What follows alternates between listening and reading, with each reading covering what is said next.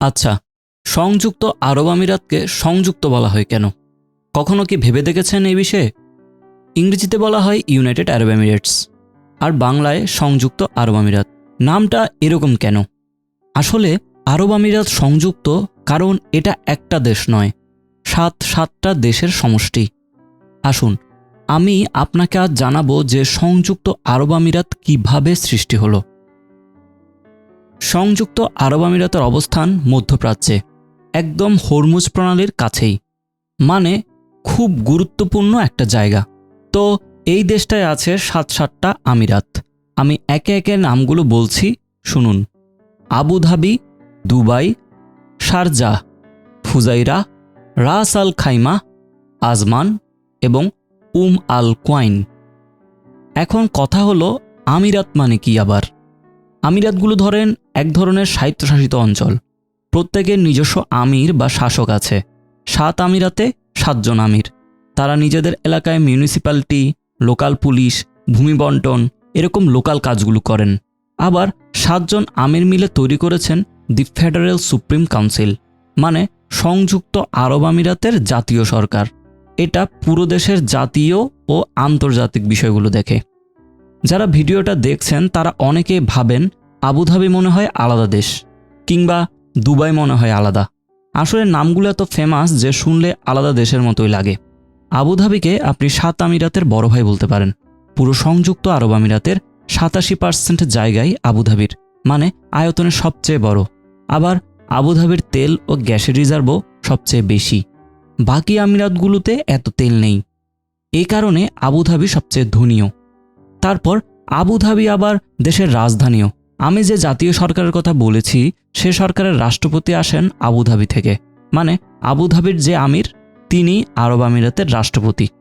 বর্তমানে এই পদে আছেন মোহাম্মদ বিন জায়েদ আল নাহিয়ান। আবুধাবি থেকে আসেন দেশের রাষ্ট্রপতি, আর দুবাই থেকে আসেন প্রধানমন্ত্রী, মানে দুবাইয়ের আমিরই দেশের প্রধানমন্ত্রী হন। দুবাই যে কতটা উন্নত তা তো আপনারা জানেনই। দুবাইয়ে কিন্তু এত তেল নেই, মানে আবুধাবির চেয়ে দুবাই আয়তনেও ছোট, তেলের রিজার্ভও কম। তবে দুবাই উন্নত হয়েছে ব্যবসা বাণিজ্য দিয়ে। ইন্টারন্যাশনাল ট্রেড আর ফিনান্সের কেন্দ্রবিন্দু দুবাই। আমি শুধু জেবেল আলীর কথা বললেই বুঝতে পারবেন এই এক জায়গায় আছে দুইটা ভয়ানক জিনিস। প্রথমে ধরেন জেবেল আলী বন্দর। মধ্যপ্রাচ্যে এত বড় সমুদ্র বন্দর আর নেই, আর দুনিয়াতে এত বড় কন্টেইনার পোর্টও নেই। প্রতিদিন lakh lakh container load unload করা হচ্ছে। আমি মরক্কোর ভিডিওতে যে ট্রান্সশিপমেন্টের কথা বলেছিলাম সেই ট্রান্সশিপমেন্টের অনেক বড় হাব এই জেবেল আলী সিপোর্ট। এরপর আসে জেবেল আলী ফ্রি জোন। হাজারের ওপর ইন্টারন্যাশনাল কোম্পানির রিজিওনাল হেডকোয়ার্টার আছে এখানে। কেন থাকবে না? নিজেরা ব্যবসা করতে পারে, তেমন ট্যাক্স দিতে হয় না, দ্রুত পণ্য পরিবহনের জন্য কাছে আল মাকতুম এয়ারপোর্ট, আর জেবেল আলী বন্দর তো আছেই। এত কিছুর বাইরেও দুবাইয়ে আছে পাম আইল্যান্ড, মানে পুরোপুরি মানুষের হাতে বানানো বিশাল বালুর দ্বীপ, দেখতে পাম গাছের মতো, যেমন পাম জুমাইরাহ। এবং অবশ্যই আছে বুর্জ খলিফা, বিশ্বের সবচেয়ে উঁচু বিল্ডিং। মানে দুবাই গিয়েছেন অথচ বুর্জ খলিফা দেখেননি এমন মানুষ খুঁজে পাওয়া মুশকিল। অনেকে শুধু এই বুর্জ খলিফা দেখতেই দুবাই যান। ট্যুরিজমের কি দারুণ ব্যবসা দেখেন।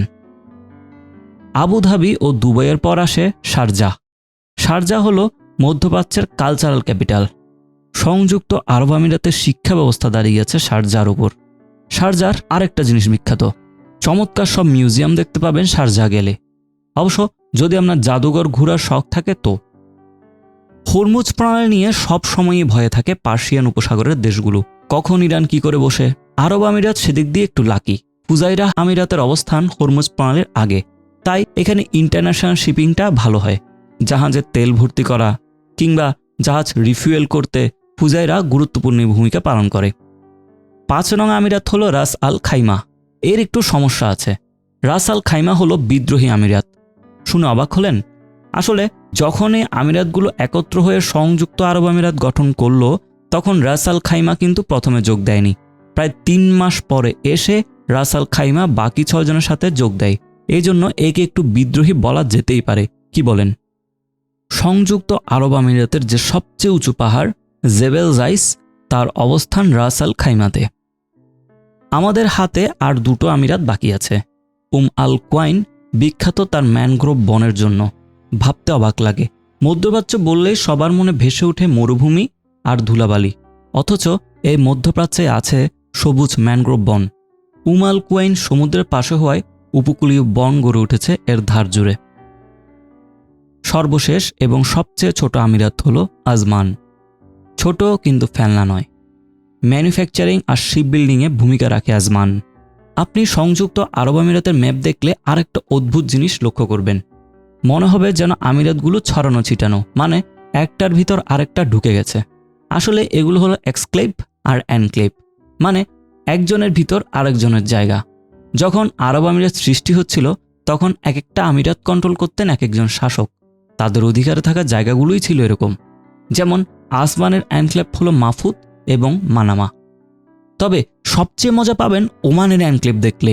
সংযুক্ত আরব আমিরাতের ভেতর আছে এক টুকরো ওমান, এর নাম মাদাহা। আর মাদাহার ভেতর আছে এক টুকরো আরব আমিরাত, নাহওয়া। অর্থাৎ আরব আমিরাতের ভেতর ওমান, আবার তার ভিতর আরব আমিরাত। দেখেন অবস্থা। এবার আমি আবার আসি আমার শুরুর প্রশ্নে, কিভাবে সংযুক্ত আরব আমিরাত সংযুক্ত হলো। বিশ্বের ৮-১০টা দেশের জন্মের মতোই এখানেও সমস্যা করেছে কে জানেন? ব্রিটেন। ১৮০০ সালের দিকে ব্রিটেনের জাহাজগুলো এই পার্সিয়ান উপসাগর হয়ে ইউরোপ ও মধ্যপ্রাচ্য থেকে ভারতবর্ষে আসা যাওয়া করত। তখন ভারতবর্ষ হলো ব্রিটেনের ক্রাউন জুয়েল, সবচেয়ে লাভজনক সাম্রাজ্য। তো এই পথে আবার টহল দিত এই আমিরাতগুলোর শাসকরা তাদের নিজস্ব নৌবহর নিয়ে। দুইটা শক্তি যখন এত কাছাকাছি চলাচল করবে তখন সংঘাত তো হবেই। এক্ষেত্রেও সংঘাত হলো। ব্রিটেন ১৮০৯ ও ১৮১৯-এ পরপর ২টা অভিযান চালালো আমিরাতগুলোতে। বুঝতেই পারছেন কে জিতল। ব্রিটেন রাস আল খাইমা দখল করে নেয়, আমিরাতগুলোর নৌবহর নষ্ট করে দেয় এবং পরপর অনেকগুলো চুক্তি করতে বাধ্য করে, যার মাঝে শেষটা হলো এক্সক্লুসিভ এগ্রিমেন্ট ১৮৯২ সালের। এই চুক্তি দিয়ে ব্রিটেন এক প্রকার সবগুলো আমিরাতকে দখল করে নিল। এই চুক্তি অনুসারে তারা অন্য কোনো দেশকে ভূমি দিতে পারবে না, ঘাঁটি বানাতে দিবে না, চুক্তি করতে পারবে না। আর আমিরাতগুলোর নিরাপত্তা দিবে ব্রিটেন। বিনিময়ে তারা ব্রিটেনের প্রতি বিশ্বস্ত থাকবে। এভাবেই অনেক বছর চলছিল। অবশেষে ১৯৭১ সালে দি গ্রেট ব্রিটেন আরব আমিরাত ছেড়ে চলে যায়।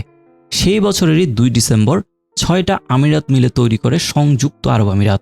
আর সর্বশেষ ৭ নম্বর আমিরাত রাস আল খাইমা যোগ দেয় ২ মাস পর এসে ১৯৭২ সালের ১০ ফেব্রুয়ারিতে। মজার ব্যাপার কি জানেন? বাহরাইন ও কাতারেরও যোগ দেওয়ার কথা ছিল সংযুক্ত আরব আমিরাতে, কিন্তু বোঝাপড়া না হওয়ায় তারা আলাদা দেশ হিসেবেই থেকে যায়। নয়তো আমরা হয়তো ৯টা আমিরাত পেয়ে যেতাম। কি বলেন? যাই হোক, অনেক কথা বললাম। আশা করি আপনারা এখন বুঝে গেছেন সংযুক্ত আরব আমিরাত কিভাবে সংযুক্ত হলো। এরকম আরও কোনো নাম নিয়ে কনফিউশন থাকলে জানাতে পারেন, আমি উত্তর দেওয়ার চেষ্টা করব। পরবর্তী ভিডিও আসবে শীঘ্রই। ততদিন ভালো থাকবেন, দেখা হবে। ধন্যবাদ।